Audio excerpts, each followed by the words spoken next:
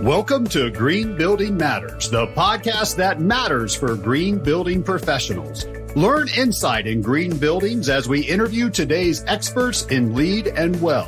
We'll learn from their career paths, war stories, and all things green, because green building matters. And now our host, and yes, he has every LEED and WELL credential. Here's Charlie Coady. Be sure to check out the Green Building Matters community, where you can have unlimited exam prep for any of the professional credential exams you're tackling next, as well as putting your continuing education on autopilot, saving time with GBS reporting your hours on your behalf. Check it out, gbes.com/join. Now, enjoy this episode of the Green Building Matters podcast. Hi, everyone. Welcome to the next episode of the Green Building Matters podcast. I'm your host, Charlie Coady, and we've got a colleague with us north of the border, Teresa Coady, coming to us from Vancouver out in British Columbia, and just can't wait to get into her career and how she's navigated all things sustainability, green buildings, and what she's up to today. Teresa, thanks for joining us. Hi, Charlie. Thank you. We were talking about Canada earlier, and I can't wait to learn how you got there. But I always want to know your origin story. So, where'd you grow up and where'd you go to school? I grew up in Montreal and Toronto, and I moved to Vancouver for university. And I feel like that gave me an East Coast appreciation of academia and history, and a wonderful West Coast appreciation of all things wild. My father was an architect, and he moved the family to the Middle East when I was a teenager. So we traveled a lot. So I have a little piece in there with the international living that brought in my perspective as well. My career start was an actual refusal to be an architect, because my father felt that architects were underappreciated and he begged me not to go into the profession. So I agreed. So I started out in pre-med, but I left that when we had to dissect husky puppies. I literally had to walk out of the lab and reconsider my career. I couldn't do it. And then I moved on to math and physics because I really had an aptitude for that. And I thought I might make a career in that. But I left that when I realized that all funding was in weapons development. And so a group of us walked out there. So I had that pre-med math physics. And then I was really feeling overeducated, but not very well-rounded. So I finished my first degree in fine art. So it wasn't a straight line. And so after all that, math, physics, health sciences, fine art, really architecture was the only graduate program available for me. And, it sounds like you obviously went to school in British Columbia, but you spent a lot of time overseas too. So you were back and forth a little bit there growing up. I had a very international lifestyle, let's say, and it broadened my perspective, not just around culture, but also around architecture. And it made me, it opened my mind to many other ways of doing things. Okay. Yeah, several guests on the podcast that have traveled internationally or studied abroad just really had that influence. So I'm curious, when, because you made a career in architecture for many years, but when did you get the sustainability bug? Did you have an aha moment there? It's kind of the opposite of, I started my career and then I woke up. I actually was diagnosed with a mild neurological disorder when I was 17. And at that time in my early 20s, I was in architecture, and I realized with my background in health sciences that our industrial cities were making us unwell. So I made it part of my research from the very beginning in university to incorporate health studies. And with my background in math and physics, I realized that while all the other sciences had moved on to the digital age, architecture was still stuck in the industrial age. And we were creating these industrial cities with industrial age buildings that were making everyone, including me, sick. So I did my thesis in 1983 on the living, breathing building, and that set my career path. Wow, that's kind of funny that you were in living building and healthy buildings, and now we have programs, right? Rating systems like the Living Building Challenge and WELL, and so you were early into that. Yeah, and we didn't even have the words then. We didn't have the words green building. We didn't have sustainability. Those weren't really terms in the early 80s. Late 70s. And I really had to just follow my own heart and my own instincts because I had this broader background, and I could see that many of my peers in the school were really focused on what was called then postmodernism, which was just a stylistic investigation. And I remember thinking, this is not architecture. Architecture is about shaping our world so that we can all live better. And it's about that inspiration so that we enjoy the spaces that we're in and around every day. So there was a real disconnect for me with the education at the time and my perspective on things, but that was okay. Now, did you have anyone that was an influence early on, a mentor, anyone that maybe opened some doors for you?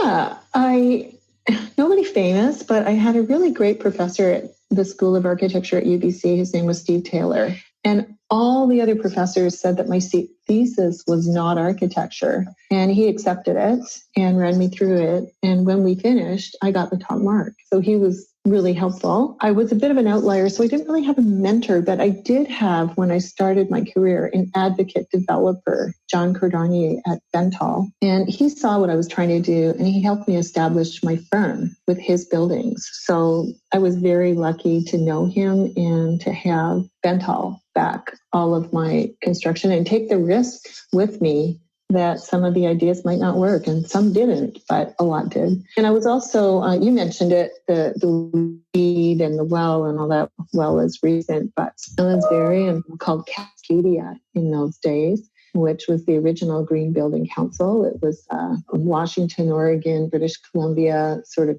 regional chapter. And we developed a lot of the early concepts that eventually became the certification programs, LEED, and then morphed into Living Building Challenge, and now the WELL, and so many other certification programs. And there were a lot of great architects around here at that time. Peter Busby's one. There were quite a few who were making it their business to not just do their own good work, but try and set up a roadmap for everybody, because LEED is at its heart and is funded as an education program. So that was something that really influenced me, and it was a back and forth thing. And definitely where it started, Pacific Northwest. You were at the right place, right time, and exactly the grassroots. And then next thing you know, I guess the USGBC moved to Washington D.C. eventually, and the LEED buildings came online in 2000, and 19 years later, here we are. So tell us about your architecture firm that you spent 20 years at.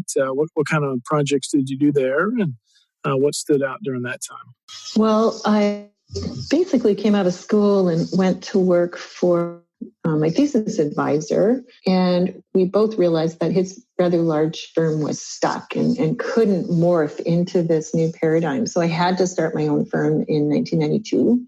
Actually, I started a small practice in 1990, and then I brought a partner in, and we renamed it in 1992, called it Bunting Coady Architects. And we were tremendously successful. We sold to B+H, which is an international firm, in 2012. And we basically went from 3 people to 300 people. And the practice was based on we create living, breathing buildings. If you ask about the highlights of that journey, there were so many. I think we just didn't know that there were rules, so we just broke them without realizing it, and then looked back and went, oops. But we would build buildings without parkades because we thought, well, there's no feature in the car, really. We would build buildings with grass roads because we thought, well, why do these things have to be asphalt? We would build buildings with glass beads instead of drain rock because we thought, well, why not recycle the glass and incorporate it here? And a lot of things we did landed up changing industries. So that was really exciting. We also realized that the siloed process that we had was a barrier. So in 1998, I presented the integrated design process at the Globe Challenge conference in Vancouver. That was a big moment, I think. That was a big shift for our industry. And again, a lot of people were realizing that we needed to integrate the design process. And I was just sort of the lucky one that got to, really map it out and connect it to real practice and lay it out and present it. Highlights, I won the RBC Woman of the Year Award, which is a Canadian national award, in 2002. First time any architect had ever won it. So I thought that was pretty cool. Yeah, yeah, we've got a lot of recognition and support. And I think that's the thing that is a really good message to anyone listening is if you just go out and do what you think is really right and needs doing, you will get support. Like no one will stand in your way. Everyone will help you. Everyone wants to see that happen. One of the buildings I love, like I say, we did so many, but one that I really love is the Kwantlen University Library. And it was a net zero building in 2008. So, and it's a wonderful building. Students gravitate to it. They go to it whenever the weather is bad and snowstorms. University will be closed and all the students will just gravitate towards it. Yeah, that's great. Yeah. It has like an interior waterfall and it sounds like, you didn't know any better. Green was the way to go with all those early designs and you had access to a lot of great projects. And I don't know, anything else, Teresa, stand out? Some other of your proudest achievements along the way? Well, most recently, I'm working with United Nations. I have been working with them, I guess, for about 10 years now, time flies, to raise awareness and set global policy because buildings have such a huge impact on the well-being of people all around the planet. And the United Nations Environmental Program, UNEP, has really created a movement around this. So we see the COP, COP25, COP21, those meetings that are held with the leaders of countries and have things like the Montreal Protocol developed. All of that is really the work of UNEP, preparing all the materials that these leaders look at and taking the action after the event. So UNEP has been, I think, very important and will continue to be so as we go forward with solutions for our planet. So I find that really exciting that I'm involved in that as an architect. Oh, absolutely. Yeah, and we hear more and more about the UN's SDGs. So, would all that be related, or can you clear that up for us? The United Nations Environmental Program was originally set up to address some of the emissions issues. And the first thing we did was create the common carbon metric. That was a way of determining when a country said that they had such a level of emissions that they were all measuring the same way. And British Columbia, for instance, went and said, can you arbitrate for us? Because there were various groups that couldn't agree. And the United Nations said, yes, they could. And what the question for British Columbia was is the hydroelectric power grid that we have here net zero? And the final answer was, yes, it is. But the opposing opinions were, well, it's supported and supplemented by coal-fired electricity. There is an environmental impact, a hydroelectric dam, and we can't ignore that. And when an electron is in the North American grid, it's just one grid, it doesn't really know where it came from. And so is it fair to say that one region is 100% carbon neutral when the rest of North America is not? So anyway, it was just one of those things. But this group has been very involved with trying to help governments at all levels set policy to first reduce emissions, but now we've moved on to connecting the dots with the habitat issues as well, because buildings and the pipelines and the bridges and the roads and everything that we call construction has a huge impact on the surface of our planet, and the habitat and eco corridors that we impact need to be considered. And so far, we haven't done a great job of that in our industry. So that's why I really like working with the United Nations Environmental Program, because I think it's a vehicle to get some of this information out and to make these changes in policies. Gotcha. Okay. No, thanks for clearing that up. Fast forward to today, though. What's keeping you busy today in your new role? One of the things I'm doing is I'm working with the government of Canada to address wildfires and set new codes to protect people. So that's good to know. And we're also working with California groups. So it's a very North American effort. Also working with the United Nations, as I just said. And we are trying to change the message now from control emissions and climate change to 1.5 degrees.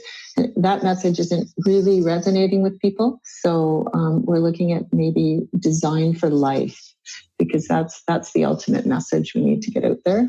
And on that note, I have a new book called Rebuilding Earth. It's North Atlantic Books, San Francisco. will be distributed by Random House. They say February 2020, but I don't know how these things go. It's my first book, maybe my only book. But it's called Rebuilding Earth, and the subtitle is Designing Eco-Conscious Habitats for Humans. So that's a book that everyone said, you have to write a book, so I finally did it. Yeah. Can we link to it? I'd love to put the link to it in the show notes. I guess it's coming out a little later. Yeah. It will be coming out. It will be called Rebuilding Earth. We know that. And it will be distributed by Random House, published by North Atlantic Books. And it should be out 2020. Good. No, congratulations. It's a huge deal. Yeah, they say all of us have a book in us, so you did it. Yeah. What do you think the green building movement would be shifting next? If you had a crystal ball, what should we be reading up on? You know what? It's already shifting. It's shifting to the digital age out of the industrial age. And what that means is we have the incorporation of metadata into city planning. We have building information modeling, BIM, leading to offsite construction, printed buildings, printed building components. Energy modeling is already a big part of our lives. We're seeing LIDAR mapping of eco-corridors and underground waterways. We're seeing networked rather than remote centralized. We're seeing networked local waste-to-energy systems. So there's a huge shift happening, and we're not talking a lot about it, but I think it's great. And that is really why I wrote my book, because I saw that, construction was stuck in the industrial age, and all these shifts were happening around us and all the other industries except ours, but we're moving in little pieces. So I thought if I could write this book about it, and people would see, I'm part of the whole picture. This is the way forward. I'm going to make choices going this way. So I have what I call 12 principles of conscious construction. And they're not really my principles. I just sort of organized them and translated a lot of research in a very simple format so that everybody can realize that 25% of the world's population is engaged in construction. So that's like a quarter of the people on the planet either are building or designing or even doing the furniture and the materials that go into the buildings. It's a huge human effort. And until now, we've really been prioritizing, I think a little bit incorrectly, not realizing the impact we have on our planet. So that's why I came up with these 12 principles. Would you like to hear them? Yeah, let's do it. Okay. There's 12 of them, like I say, they're not just my ideas. They're obviously my way of organizing things, which can sometimes be a little different, but is always easy to understand. So the very first principle is design for life, not machines. And by that, I mean protect the habitats and the eco-corridors and support our life. Because when you look at how we build now, the first question we get asked is, okay, we got to put a parkade in, and where do the columns go? And then those telescope up through the building. Or we have a building site and we have to set back for the roads. So it's all about the roads and the cars. And then inside the building, it's all about the systems, the lighting systems, the HVAC systems, the water pump systems, the sprinkler systems. And then humans kind of get the leftover pieces of the floor plate and the leftover pieces of the land. So I'd like to flip that around and say, well, design for life first, not machines. Second principle is protect all waters and wetlands, discharge nothing to the oceans. And I learned an awful lot when I was researching this book. And one of my favorite books is called Universal Water by West Marin. And he talks about the water you thought you knew and how amazing it actually is, right down to the hydrogen bond and how active it is as a greenhouse gas, for instance. So that protect all waters and wetlands, discharge nothing to the oceans is number 2. Number 3 is restore and protect all forests, keep cities green. And there's a lovely little book I love called The Hidden Life of Trees by Peter Wolleben.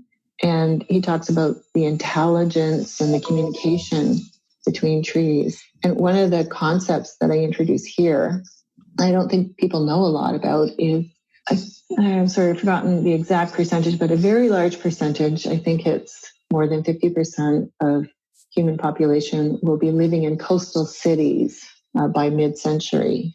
And the issue with that is all our cities read as deserts. So when nature is looking at the surface of the earth and it sees runoff, whether it's a roof going into a drain or a road going into a culvert, it just says, oh, this must be a desert. And when we have a desert at the edge of the ocean, which is what we have when we have coastal cities, it interferes with the ocean atmosphere rain cycle and it creates drought 400 miles inland. And this is why I believe this is one of the contributing factors to the wildfires that we're seeing, is that we've created these coastal deserts with our cities, and we've disturbed the natural cloud formation and precipitation for the inland zones. So that's why it's so important to protect the forests and keep the cities green. Number 4 is restore and protect eco corridors and abandon the paved grid. There's a little quote I love. It's called, "Islands are where species go to die." And whenever we grid off a city block or a whole city, we've created an island, and ultimately that surface of the planet will atrophy and die. So we need to really realize that nature lives in ribbons. It lives in rivers, ocean coasts, mountain ranges, forest corridors, and we build in grids and islands. And so the book I really like about that one is Elizabeth Colbert's The Sixth Extinction. And that's obviously gaining a lot of traction right now. People are really becoming aware of the habitat loss and the extinction. The other principles, I've got number 5, which is use solar first. Number 6, which is embrace distributed energy systems first. Number 7, which is limit man-made CO2 emissions, discharge no toxins or pollutants to the atmosphere. Number 8, regulate EMFs, mandate EPDs, build only what is needed. That's one that we don't hear a lot about. We talk a lot about solar, distributed energy, emissions, but we don't hear a lot about the fact that we're overbuilt. We've built 20% more homes than we have family units in North America, Europe, and China. We don't hear that there is a human scale that we're comfortable in, and when we go beyond that, we cause all kinds of anxieties and stresses. We don't hear that for millennia, we have sited our buildings carefully based on earth energies. And now we don't even know what those are, and we don't measure them, but they do exist. And there are some great, we were talking earlier about technology and the digital age and how that's changing things. Well, one of the things that's changing is we're getting these great maps of the earth energies, and we can see vortexes, and we can see concentrations, and we can see barren areas. And it's really interesting to know that ancient peoples could sense those energies and build to them. Love it. Yeah. So there's a book I like. There is Brain Rules by John Medina. I just think it's pretty cool the way he explains how we have 3 brains, the sort of ancient reptilian brain and the limbic mammalian brain, and then the neocortex on top, and how each of those resonates to some of those earth frequencies. And, you know, that to know that we're built like that and to not address it, to me seems like a huge omission. Then number 9 is design for speech, music, and dance, eliminate noise pollution, and restore natural sounds. And what I didn't realize when I started this book, even though I had found that when we researched our buildings and did post-occupancy evaluations, nobody complained about the air quality. Nobody complained about the light. Nobody complained about the temperature. Everybody complained about noise. And it didn't matter whether it was an office building, hospital, university classroom building, residential, it didn't matter. The only thing that people complain about in cities and dense situations, for the most part, when you look at the gross data, is noise. And again, that's because of the way our brains work. We're very sensitive to alarm sounds. We seek out natural sounds, and they cause us to relax and know that if every bird is tweeting and the wind is blowing normally, then everything is good. There are no threats. But when we don't have that background sound and we hear these sharp noises, or what we call noise, it raises our level of stress and our cortisol response. We also have very differentiated parts of our brain for speech and music. And that's why it's really hard to acoustically separate things out, because we really hear speech and we really hear music. They're just brighter and louder to us than the background noises. So anyway, that became a very important principle of conscious construction, understanding that we have to eliminate that noise pollution and restore natural sounds. Interesting. Yeah, it's really interesting. Number 10 is restore natural connections. Richard Love wrote a book called Last Child in the Woods, and that's a great exploration of how, especially our children, are tuned to develop their confidence and their empathy in nature. And when we deprive them of that, we stunt their physical skill growth and their emotional growth. And restoring natural connections is I think, hugely important principle. Second to last principle, measure happiness first. And again, a lot of studies, but when I look at a building or a campus that I might have done, I can tell if it worked because everyone just goes there because they're happy to be there. And, if you're in an office where everyone's getting along, you're running a company and you're like, is my company doing okay or not okay? You walk in, hear laughter, you're doing okay. And no matter how big or small things are, if you're looking at a country, if you can measure happiness, we're all designed to be happy. And so many times we lose sight of that when we're engaged in construction, that our ultimate goal is to make people happy. And the final principle of conscious construction is to balance financial production, social, human, and environmental capitals. Right now, we're really only looking at the 2 GDP capitals, which are financial and production. And without measuring our social capital, our human capital, and our environmental capital, we really can't move forward because we're impoverishing ourselves as we destroy our environmental capital, as we undermine our human capital, which is our health and well-being, and as we dissolve our social capital, which is our resilience and our ability to work together. So no matter how much money we make or how much stuff we produce, if we're destroying our environment, making ourselves sick, and isolating and fracturing our communities, we're not getting anywhere. Yeah, no, I can tell you've pulled together all these best practices. You referenced some other books and some of your own original thought, and that's really cool. Yeah, it's kind of funny because I thought someone else would have done this, and when I spoke to the various agents and publishers, they were like, no one's really looked at it through this lens. And I don't know if that's just because architects and engineers are so busy, we don't have time to write books, or we just don't see it as anything but the baseline everyone would know. But for me, it was amazing how what we do in the construction industry is so connected to all other fields of research, and how much research there is out there and how little of it gets out to people. So that's what I'm hoping with this book, is that people will find this interesting and make the connections that I've made, and they will see their way to a new future and a much better future. Absolutely. And we'll link to the book. I know it's coming out soon, so we can always update the show notes here. But any other thoughts there as we finish out the list? No, I think there's something called sort of wrapping it up. There was something called a comprehensive wealth model, because I believe that we build the way we do and we put up with all the stuff we put up within our cities because we believe that we're creating wealth and affluence for ourselves. But if you look at this new model, you can look it up, comprehensive wealth model, you can really see what true wealth is and how we don't have to sacrifice our comfort and our social connections and our environment to really become affluent. In fact, when we do that, we're eroding our wealth. That's good. No, I'm enjoying learning here, and I can't wait to get a copy of your book. Just a couple more questions here, Teresa, as we kind of wrap up. Just a couple quick ones. One is, productivity, or what kind of rituals do you have that maybe have helped you through your career to stay on point? Do you have any habits or rituals that you stick to?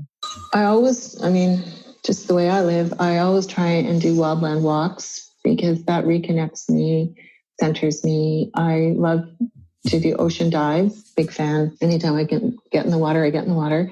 I do daily meditation, just centers me. I read very widely, and I travel intentionally. So if I never get on a plane again in my life, I'll be fine because I've seen so much of the world. But if I want to, have an experience and see something, I'll usually try and combine it with a necessary trip for a conference or something. Sure. And really deepen my understanding of how people live. Love it. No, that's really cool. Well, that's a good segue to a bucket list. Maybe you've done a lot of travel, but is there anything else maybe on your bucket list you could share?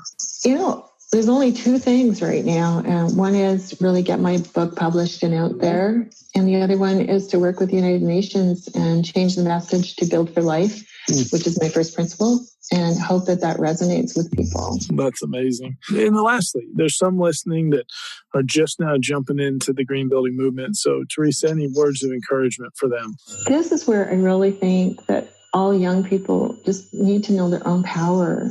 And everyone in our construction industry has a huge impact. We design and build buildings, but we also do the roads, the pipelines, the dams, the bridges, all the utilities, and all of the parks and plazas that service them. And we are reshaping our planet, and we have a great impact. We are the stewards. We are the intelligence of the planet. So we need to take action. Love it. Love it.